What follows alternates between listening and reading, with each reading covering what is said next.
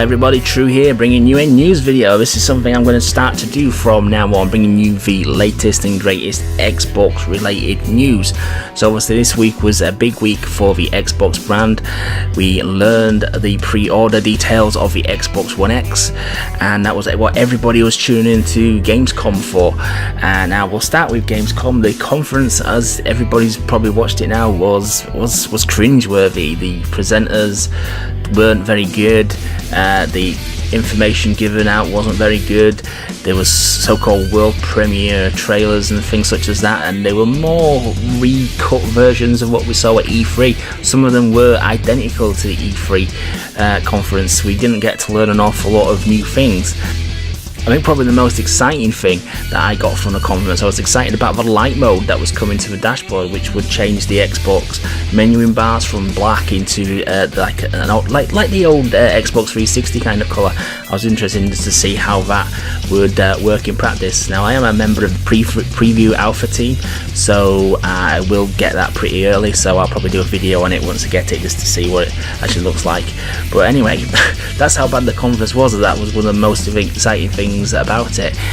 We also got to learn about a new Xbox One S console, the Minecraft console. It did look very nice, but $400 for it, that's I mean, that's $100 less than the Xbox One X, and I just don't see who that would appeal to other than the hardcore collectors of consoles. It certainly wouldn't be one to buy, because you'd probably be able to just buy a regular S for a good amount cheaper, probably $100 cheaper, probably £100 cheaper in the UK. So yeah, a little bit of a weird one really. We also got the Minecraft controllers.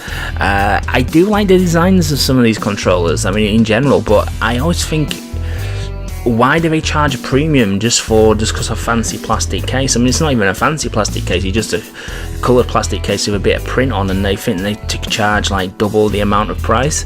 So I just generally stick to my regular black controllers, which you can get for about £35 in the UK, as opposed to like £60, £65 for some of these designer ones, which again is just printed plastic. There's usually nothing extraordinary about these, which would justify an almost 100% price increase. But they were nice enough, but again probably only for the enthusiasts there. And then finally, after an hour and a half of turgid, rehashed E3 news trailers, we basically got to the information everybody wanted to know, is when you could pre-order the Xbox One X, and that was straight away. And I think then the internet went into a frenzy, because I luckily got mine secured within a matter of minutes. I was one of the I admit I was refreshing pages on various websites over and over and over. So I managed to get one straight away, and I'm very, very looking forward to the 7th of November now. I mean, I watched the conference on YouTube because unfortunately Mixer failed yet again, as it did in E3, and nobody was able to log on to it or watch the conference on Mixer, even though the presenters kept plugging Mixer and saying that one lucky watcher on Mixer would win a prize. Well, nobody could watch on it because it crashed and wouldn't work. But so yeah, I was watching it on YouTube, and of course there was probably more PC people and PlayStation people in the chat than there was Xbox people, just spouting bile and dislike towards the Xbox. I just don't understand those people. If you don't like something, why do you go into a chat room or watch a video about that subject and belittling people who like something different than you? You know what I mean? I just don't understand the mentality of people. I mean, obviously they do it for shits and giggles, don't they? But it's just you couldn't have a proper conversation with anybody who wanted to discuss the topics at hand because of the bile and just completely unhelpful responses. I mean, it's like if you don't like football, you don't go out your way to watch a football match and then rip people for watching and enjoying it, do you? I just don't understand it. If you like something, fair play to you. If you don't like something, fair play to you. But how does somebody's like of something you dislike affect your enjoyment of something? I don't get it. The old fanboys are out in force at the moment.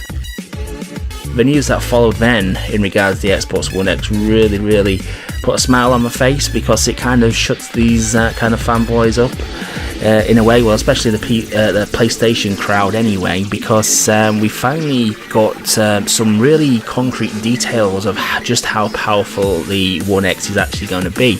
Now, I'll probably put a link in the description here, but Digital Foundry, for those of you who don't know, are a big channel of about 500,000 subscribers, I think they are, on YouTube, and they're a tech channel. They compare frame rates, they compare PC performances, because they do generally know what they are talking about, and when they say something is good, you generally need to take notice of it.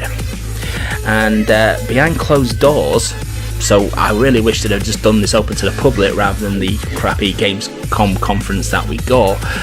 Behind closed doors in Gamescom, journalists and various other people were invited to actually experience the One X playing on real hardware.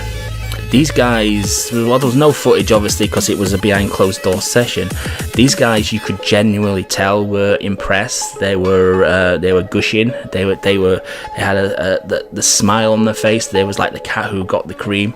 They was genuinely impressed, and they was talking about the Xbox games which were going to receive an enhancement, like a 4K patch or a frame rate patch, to take advantage of the One X's benefits. These guys were just generally excited. You could actually see that, and these guys don't get excited about an awful lot, to be honest with you. They're pretty stonewall guys.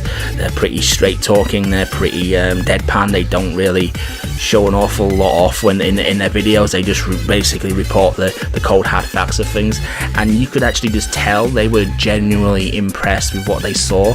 So that for me bodes extremely well for the future.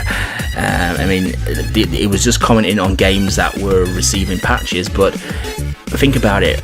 These games are receiving patches when they're building a game from the ground up, from scratch. They can actually optimize it better for the One X. So I think it's going to be a game changer really for Microsoft, and I really hope it is. I mean, just looking at the news we also got about pre-orders, it's sold out in most regions almost straight away. I think there's a few obscure stores where you can still get them, like I think Target in the US, which I don't actually know what Target actually are in the US, but from what I understand from various people, they're not like a store you would generally go and purchase video games or video games consoles from. So that's obviously understandable, but from all like major outlets like your Walmarts, your GameStops, the Game in the UK, there was Shop2 in the UK, Amazon, both in the UK and the US. Apparently in Germany they sold out their allocation within 5 minutes, which is insane. And the One X Scorpio edition, to the hardcore fans, pretty much sold out above expectation of Microsoft. Said they've come out and said they thought they had enough pre-order stock to last them a week, and it didn't even last a day. So fantastic news, and I think Microsoft were correct in assuming that the hardcore fan would want this console. It is one for the hardcore fan who really wants to get the most out of their console gaming. I think it's really catered for that, really, above and beyond Microsoft's expectation. They did also add that the regular editions of the Xbox One X would be coming available to pre-order next month. So if you have not been able to get the Scorpio edition, the regular flavour edition will be coming very soon to pre-order. So obviously everybody will watch out for the news announcement there. So I think overall it's been a very strong start for the One X, and I think the Digital Foundry video, which again I will link in the description of the video, really does more than what the actual Gamescom conference did for Microsoft, because like I say, these guys do not get excited about an awful lot, and you could tell they were genuinely impressed for it. A console was outputting this kind of performance. So all in all, very good news and a very good strong start for the Xbox One X, and long may it continue. So I hope you enjoyed this video, guys. Please remember to hit the TrueTube icon at the end of the video to subscribe, and I'll catch you in the next video. Thanks for watching.